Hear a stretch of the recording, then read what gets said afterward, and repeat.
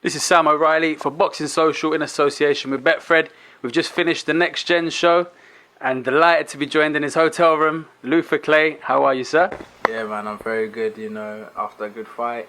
Did 10 rounds of Freddy Kiwitt, good fighter, like I said. And, I'm very victorious, like I said to everybody, I will. Just happy. You put on a very, very good performance.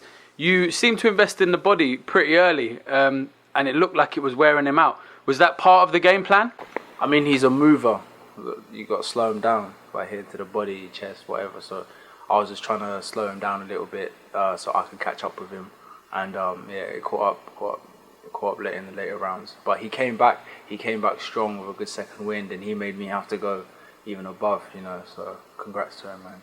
Yeah, Freddy Kiwitt is a very, very tough man, and he was never going to let you take, defend your belt in an exciting fashion. Well, it was exciting, but in a relatively easy fashion. He was never going to allow that. So you've shared 10 rounds with a very, very tough man there.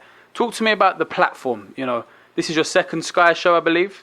Yeah, I fought on the Zone card over in Italy, and then obviously when I beat Morello, Freddie was the mandatory. So I just said yes to it because of the platform. I didn't know if I was really ready for it because of the experience that Freddie has. I always thought like I could beat him, but I was thinking maybe the platform, the experience and the rounds he's went, I was thinking maybe the big step. I was like, I got to take the shot, and it worked out. Yeah, definitely. You said to me York Hall is crazy. You have boxed in Russia, Latvia, Bracknell, tonight York Hall. What was that like? York Hall, I wasn't intimidated by the venue or anything, but what was crazy was like you're walking in. I don't care about the crowd and everything. I really don't. Walking in, and then you get into the ring. You look up, and it's just like it's very close, like very intimate. So people are shouting. Freddie lands a shot. I hear, yes, Freddie. I'm like, hey, shut up. So do you know what I mean? It's very intimate, and it was just a great venue, great experience. So yeah, hopefully I'll be back again in the near future. Great venue, great experience, big platform. Have you noticed since you've had these Sky dates, the Italy show, and now obviously propping up a Next Gen show, which was arguably the fight of the night? It was a very exciting fight. Have you noticed more of your name being mentioned more, a little bit more, a bit more respect on your name, maybe? I mean, it's only been one night. It's only been a couple hours, so I can't say yet. But I mean, since the Italy show, obviously it opened up doors for me to get on this Next Gen platform. When my manager at Siesta told me, I was like, whatever, man. Because I'm very skeptical, and I always just think, why would they want me on here? Or they got so many other people. So I was skeptical, even all the way up until the weigh-in. I was like, is this really gonna happen? Do you know what I mean?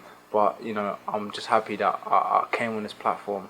I delivered a good fight, not perfect, but I gave excitement, and I won.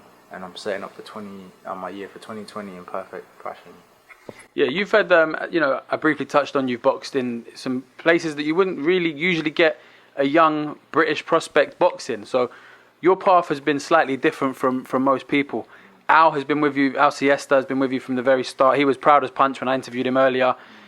Talk to me about being one of Al Siesta's, shining lights in his stable. Yeah, I'm going to be perfectly honest, yeah. Al has really changed my life in the sense that I had given up on boxing. I started boxing when I was 15, did it till I was 18. I couldn't continue boxing because of the pressures of parents pushing school on you.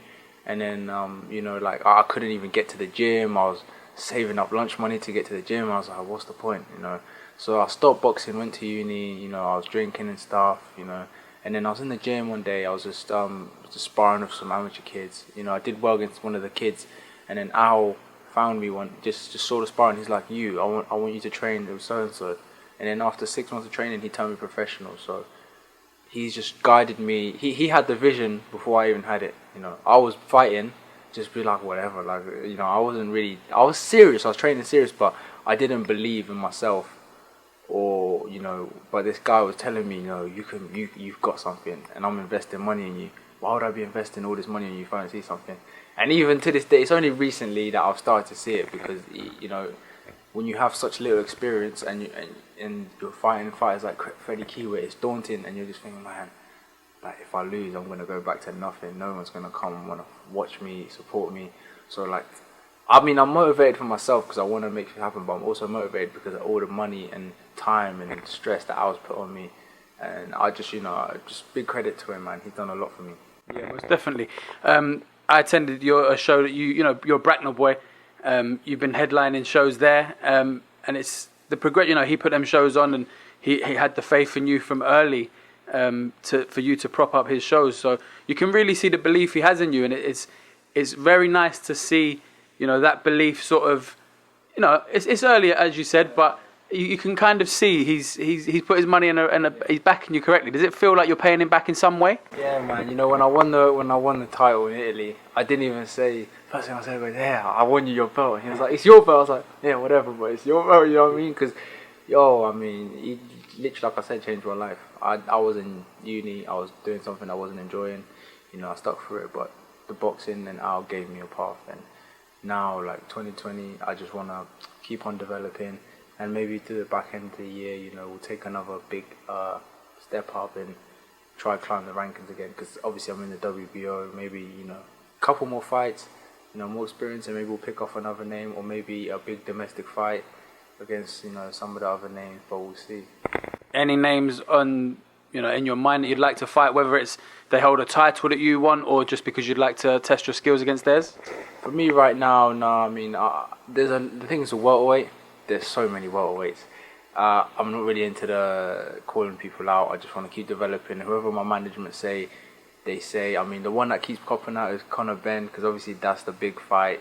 He's got vulnerabilities. I've got vulnerabilities. We've both got similar age. He's 23. I'm 24. We've both got like low amateur experience. So that's one that I would say, if it was presented and edible, I'd be ready for that. And I think it'd be an action-packed fight. But otherwise, if not, something like that can happen. That's worth the risk reward, and I'll keep developing and keep climbing up the rankings and taking my time, because I am 24. All I do is boxing. I ain't got no family, I ain't got no kids. This is all I'm focusing on, and trying to be the best fighter I can be right now. Most definitely, it's paying dividends. You're reaping the rewards for the hard work you're clearly putting in. Al has been in Bracknell and put shows on. He said to me tonight he would love for Matchroom to go to Bracknell and see if you could maybe anchor a show there. Would you like that? You know what? I want to come back to Bracknell and have a fight there. Because I think with a small hall shows, without your call, because your call's like established, everyone knows. I think when you put on small hall shows, everyone doesn't want to turn up. Like, do you know what I mean? Like they'll be like, "Oh, it's at the leisure centre," but it's like it's not about that. It's about the production. It's about the fight, who the guys are fighting. Yeah, if you put a show on, you don't have no good lighting, no good camera work, no crane, and it's just journeyman fighting a prospect, one-sided fights.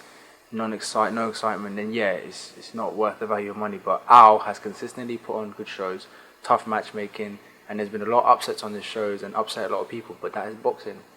Unfortunately, you can't make omelette without cracking a few eggs, and that's what's happened on Al's shows. And it's been a very good growing environment. So I'm hoping 2020 we can go back there, and I can keep learning and building up my fan base. And then when it gets to the shows like this, I can bring all them fans up. I'm amassing from Bracknell and bring them up again to York or O2 or, something like that. Yeah, certainly. As you look at 2020, I know you trust Al, and, the decisions will be made as you go along. Do you have in your mind an idea where, 12 months from today, is there something you would like to achieve, be it another belt along the way, or, boxing a specific, like we just touched on all of the possibilities. Is there something this time, 12 months, you'd like to have achieved? Yeah, I mean, I kind of said to myself when I started professional, I would love to get into the top 100 of the world rankings and top 10 or top 15 in the UK. I've done that now. I think I'm 110 in the UK. I'll probably go up in the world. I'll probably go up to 90 or something after beating Freddy. And I don't know about the UK. So now I'm thinking to myself, okay, next year try to get top 50 in the world, and then maybe top 5 in the UK. Because for me right now, I'm not so much concerned on big fights because I'm still learning. But I want to get myself in those rankings and be fighting good caliber opponents to get me prepared for them fights. So when I hit 26, 27, okay, now it's squeaky bum time. Because right now I'm still in my learning stage, but that's where I want to be. Maybe top 5 in the UK, top 50 in the world, and maybe trying to keep climbing the WO rankings. Yeah, most certainly. Al said he believes your loss fairly early in your career was probably a blessing, because guys maybe not write you off, but they look at it as a blemish and go, "Oh, he's beatable." So do you think, from your own personal opinion, do you think having a loss early in your career maybe refocused you, or it helped you in some way? I think I was always focused, but the loss. See, when you're winning, and you're taking the way I was doing it, he was stepping me up every time, and then he stepped me up to that guy against who was 9-1-1 on my 5th fight or 6th fight. Might have been a bit too early, but he had full faith and belief in me that I was going to win, and the fight was very close. But in that fight, we saw that where I was lacking, what I had trouble with, which is good, because at the end of the day, if that fight was in the UK or somewhere else neutral, it would have went my way. Because to be honest, I think the fight was very close, but I think I beat him.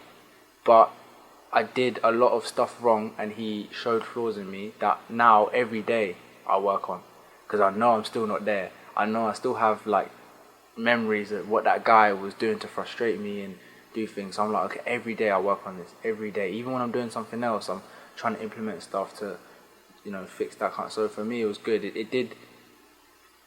I wouldn't say refocus me, but it just highlighted what I need to work on, and that's good, because as a fighter, you're only as strong as your weakest, thing. So yeah, this is a good time of year to fight, is it? You get, Christmas and the holidays now. You can enjoy it. Some lads will be boxing in 2 or 3 weeks' time, maybe. So, what's your holiday period look like? I'll tell you what. This was the worst camp. This was the worst. I got sick twice. We nearly pulled the fight.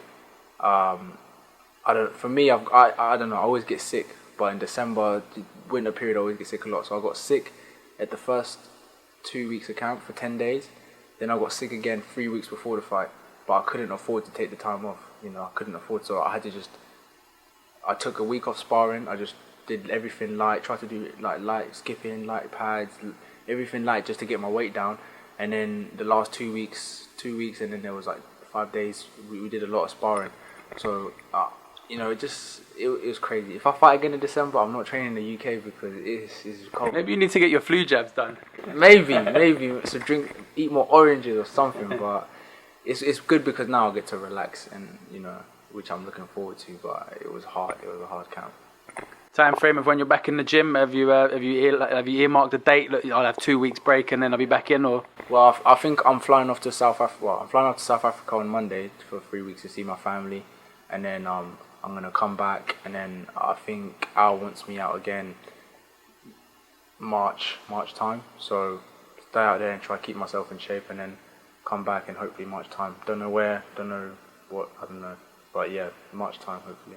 Hopefully you can keep the sickness off while you're out there. Nice. What's the climate like there? Is it warm this time of year in South Africa? It'll be summertime. It'll be 30+ degrees. So no worries about catching a cold. Listen, thank you very much for your time. Obviously, after celebrating with your team, I really appreciate it. Any final words you'd like to put out there, Lufa? Nah, man.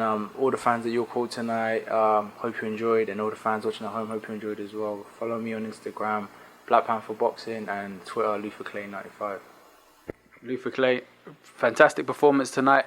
I'm sure 2020 is going to be even better than 2019. Thank you for your time. Thank you for talking to Boxing Social.